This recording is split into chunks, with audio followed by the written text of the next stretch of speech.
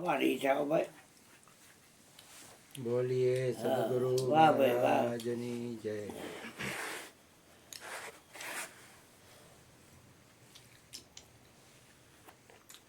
જે વચન ઉચ્ચારો તો એમ વિવેક ભરેલા ઉચ્ચારો.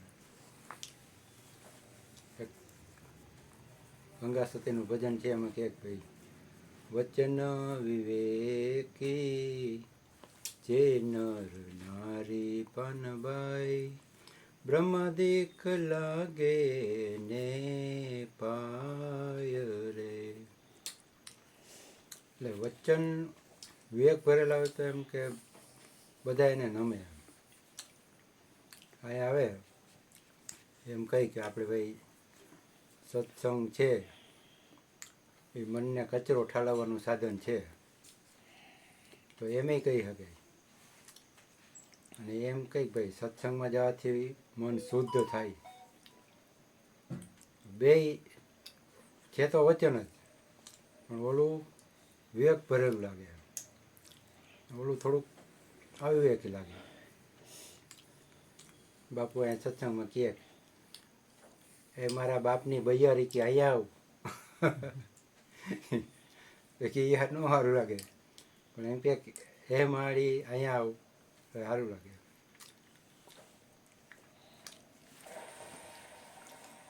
બીજી એક કબીરની સાખી છે, આજ વાંચી હતી.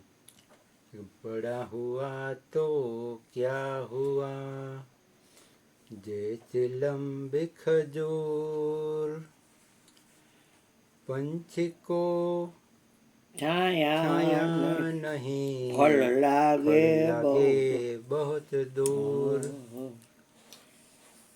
કે એવે મોટાઈ શું કામની એમ મોટો થઈ ગયો તો શું થઈ ગયું, જેવો એમ તાળ જેવો લાંબો થયો કે એનો કોઈ છાંયો ન આવે. કોઈ વ્યક્તિ એમ નીકળો હોય તડકે ને એમ થાય કે વિશ્રામ લેવો છે, વૃક્ષની છાયામાં બેહવું હોય તો એને છાંયો ન મળે. તાળનું ઝાડ એવું હોય કે પંખી એમાં વિશ્રામ ન કરી શકે. અને ફળ લાગે અતિ દૂર, એ છે કે આમ ટોચે હોય. આ તો ઓલા આંબો હોય કે જામફળ હોય કે એ તો આમ માનો કે લાકડી કે એમ ટેકો લઈને લઈ શકે, અને તો ફળે દૂર લાગે. કોઈ માણસ એવા મોટા થઈ જાય ને, અમુક અમુક અત્યારે કહેવાય એ સંતો, એને મળવું હોય ને તો આપણે એપોઇન્ટમેન્ટ લેવી પડે. એવા મોટા થઈ જવાની જરૂર નથી. એમ અહીંયા આપણે આવવું હોય તો હવે સહજતાથી મળી શકે. બડા હુઆ તો ક્યાં હુઆ, એવી મોટાઈની જરૂર નથી. સહજતાથી મળી શકાય. સંતોને સંતપણા એમ કંઈ મફતમાં નથી મળતા, સહજ હોય. એને સંતપણું જ ન હોય. એમ સંત તો જગતની દ્રષ્ટિએ એને એવું કાંઈ હોય જ નહીં.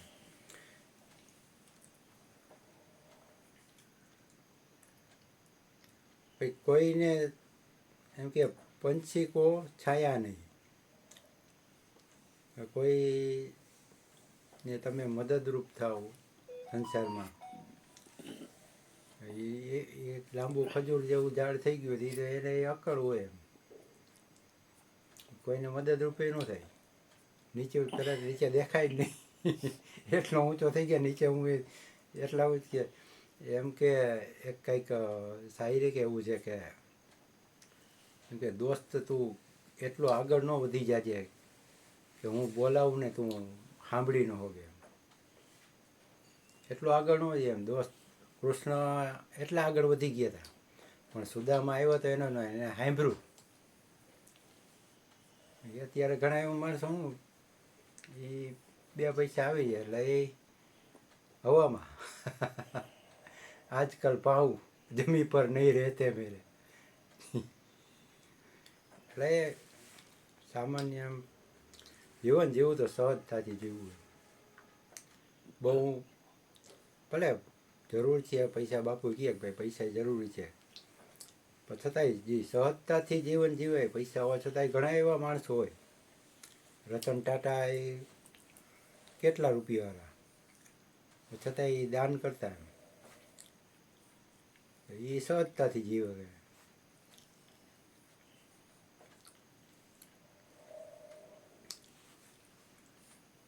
પછી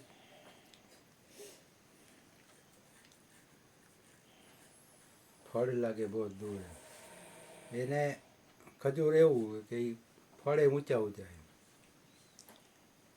બીજી એક સાખી કબીરની છે, એ પડ પડ કર પંડિત ભયા, પોથી પટકર પંડિત ભયા, પોથી પડકર પંડિત ભયા, ઢાઈ અક્ષર પ્રેમ કા પઢે સો પંડિતો, ઈ નો પઢ્યો એમ. હા એવું કંઈક છે હજી સાચું. હજી આગળ છે કંઈક પડ પડ કર પંડિત ભયા, ऐसा ज्ञान क्या करना है, ढाई अक्षर प्रेम का पढ़े સો પંડિત હોય. અત્યારે પંડિત ગણાય એ બધા એમ જ છે, એમ પોથી ભણી ભણીને પંડિત થઈ જાય, પણ જે ભણવા જેવું છે ભણતા નથી. ઢાઈ અક્ષર પ્રેમ કે પઢે સો પંડિત હોય. બાપુ એ વાત કરી ભાઈ આવો નવો પ્રેમ રાખજો જીવનમાં, પ્રેમનું મહત્વ જાજુ. પોતે ભણી ભણીને પંડિત થવું, એ પંડિતાઈની જરૂર નથી. એમ જ્ઞાન થોડુંક, મને તો એને કીધું ભાઈ જ્ઞાન થોડુંક ઓછું હોય છે તો હાલ છે કે પણ પ્રેમ હોવો જોઈએ. આપણને સહજતાથી સ્વીકારી શકાય. આજે બેહવું હોય તો આમ સહજતાથી આખી બેહી શકે. સંતોને સંતપણા નથી મોહમાં મળતા એવી વાત કરી આપણે હમણાં. બાપુએ જ કીધું હમણાં કે 3 દીનો ટાઢો ટુકડો હોય તો આપણે તો હાલે ગયા મોજ. જીવનમાં સંતોષનું મહત્વ છે.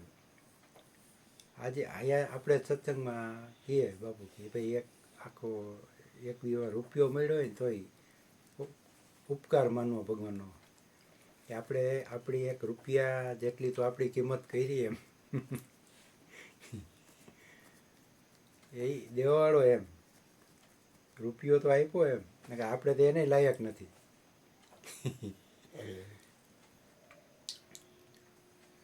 ભગવાન આપણા એ અવગુણ જોવા બે ને તો આપણું આમ પ્રતિભારે કાંઈ ન ઉપજે. બાપુ એમ કે ગુણ જોવા, કોઈને અવગુણ ન જોવા. અવગુણ જોવાથી સામેવાળાને નુકસાન તો નથી જ, નુકસાન તો મને જ આવે. એટલે કે ભાઈ ગુણ જોવો, અવગુણ ન જોવો, જાતું કરો. અને આવું બધું આપણને અહીંયા મન શુદ્ધ થાય એમ સત્સંગમાં આવવાથી જ થાય. બાકી તો બધા સંસાર પડ્યો છે. ગોરધનભાઈ કહે કે અહીંયા ન આવી તો સંસાર છે જ કે. એટલે બને એટલો સત્સંગનો લાભ લેવો એવી પ્રાર્થના. બોલીએ સદગુરુ મહારાજની જય. હાલો મયુરભાઈ હાલવા ગયા હતા